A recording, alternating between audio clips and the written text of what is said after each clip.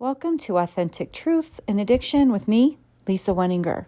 This podcast is a journey through the life of addiction from the perspective of a mother.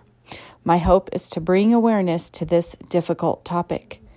We are in the fight for our loved ones' lives against addiction, and it is time to come out of the closet and speak out for those we love most. For me, this has been an eye-opening experience in knowledge, faith, and ability to love through the most trying times. I've learned new boundaries and how to love others where they are. I hope this can help others do the same. Let's go.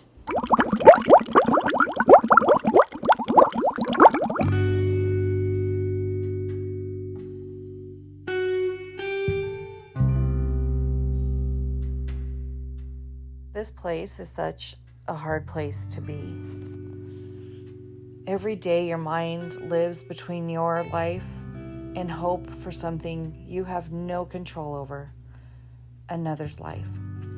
You pray, you cry, you scream, you surrender, you stay quiet, you retreat. You have so much to say, but have said it all a million times, so you stop saying it. You want your loved one to know you love them more than anything. You wake up thinking of them. This can be painful, as each day you don't know if they're alive.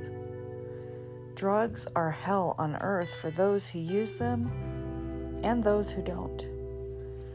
You feel anger, even rage at their addiction, but don't want to feel that for your loved one.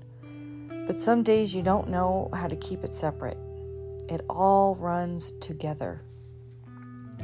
Bitterness for poor choices leaves a nasty taste behind, and you want to remain compassionate for a sick soul.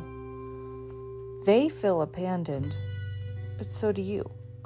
They abandoned everyone long ago through addiction behaviors you won't support. You had to go through physical illness after deciding that boundaries were necessary for you, even if those boundaries would hurt them. A sickness that causes nausea, vomiting, stress, migraines, weight gain, weight loss, and unknown physical pain. It's the mystery of physical reaction due to heartbreak. You want them to know in hopes it may motivate change, but you don't want them to know because you don't want them living in guilt or shame. That is not the goal. That is never the intent or hope, ever.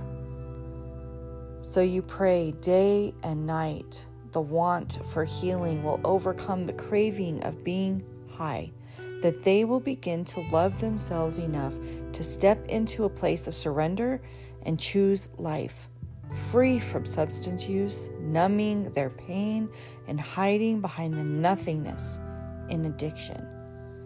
You hope they will be willing to tolerate detox, sickness, hallucinations, shivering, pain, and feeling once again, that they will choose to return. You pray they take their mind back, that their thoughts will reflect hope, self-care, kindness for themselves, and love. You pray their choices will lead to sobriety, recovery, and lifelong freedom. You pray their new actions reflect their surrender, accountability, amends, and build their life toward success. Every day I pray for survival because every day is unsure and unknown. When they choose homelessness over treatment, we don't understand. Our confusion leads to distance, and we have no choice but to let go. After all the begging for treatment, for help, for sober living, for any choice that leads to something other than active addiction, we are left broken. When all avenues of sobriety assistance are rejected, it feels like we are what's rejected. It's hard not to feel unimportant in a loved one's addiction. We aren't enough to stop this cycle. Our love is not enough to save. If it was, there would be no addiction. Because behind every addict is a family who loves them, misses them, and just wants them back, healthy and whole, safe and secure. This is a hard place to be. This is just a Facebook post that I wrote a few days ago. And it was a hard night. I was struggling with knowing where my daughter was. I was struggling with knowing the extent of how I should reach out, what I should do, how I should help, if I should help, where I should be in her journey. And I had fallen to my knees on my living room floor on the gray rug that's in there. And I just prayed and I gave thanks for my daughter. I gave thanks to the Lord for giving me her and blessing my life with her.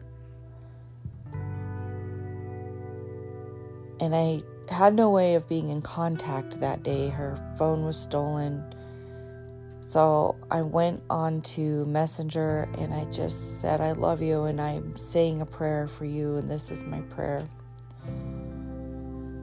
And this morning I woke up and I was saying prayers. I was talking to the Lord and a vision came to me while I was praying and I was carrying her in my arms. She wasn't awake, and I placed her into the arms of Jesus.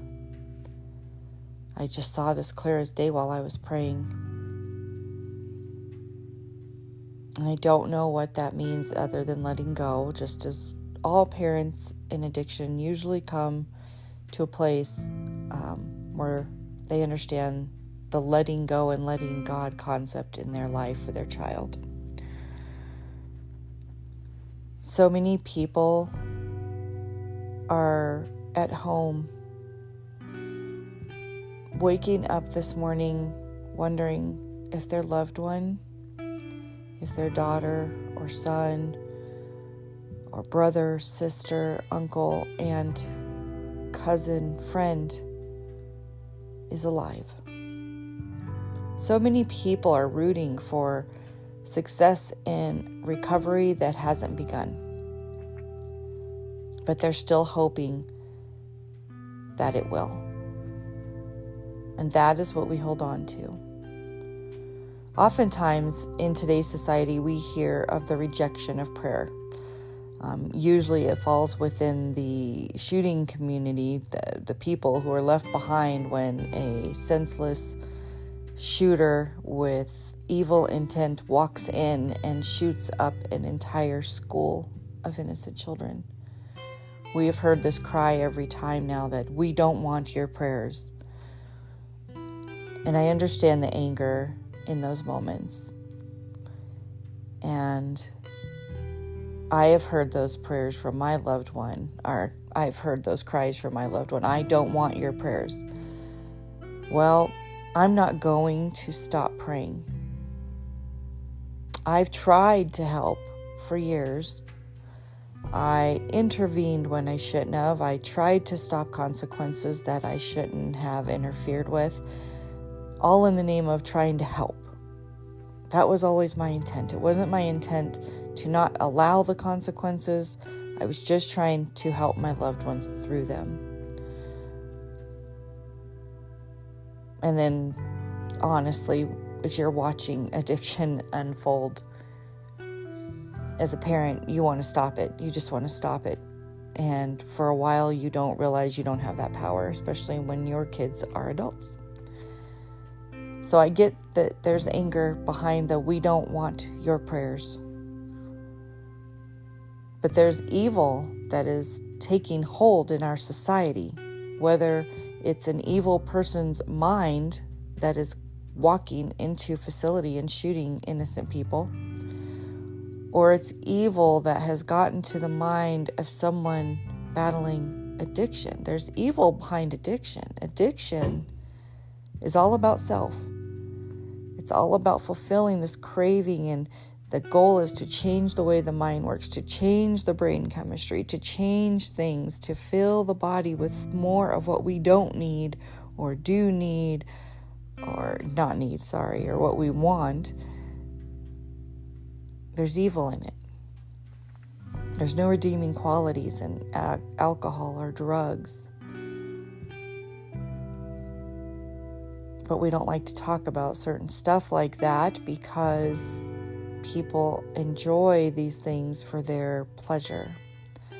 Again, self-pleasure is still about self. So I want you to know, even if you don't want those prayers out there, we're still going to pray. We're going to pray for the violence that has taken place in this country. We're going to pray that people's hearts are changed and that decency and morality and hope is restored in all arenas.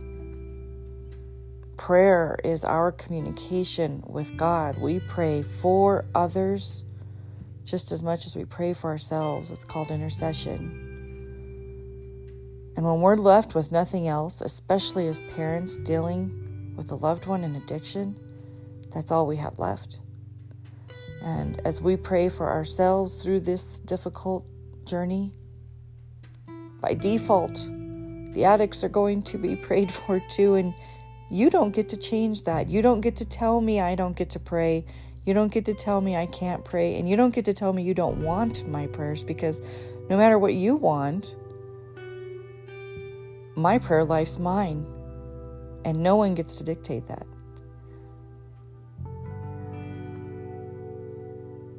I'll keep praying because I feel closer to God when I do, because He hears my prayers. He's answered them multiple times. I've witnessed it. And I will pray until my final breath.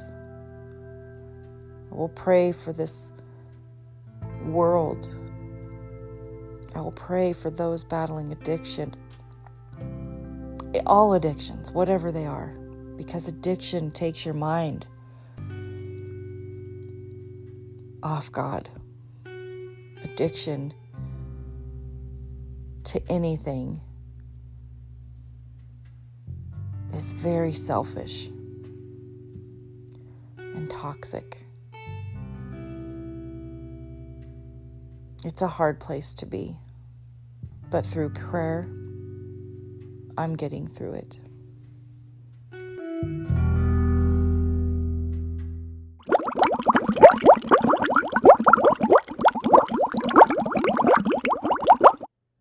Thank you for tuning in to Authentic Truths in Addiction.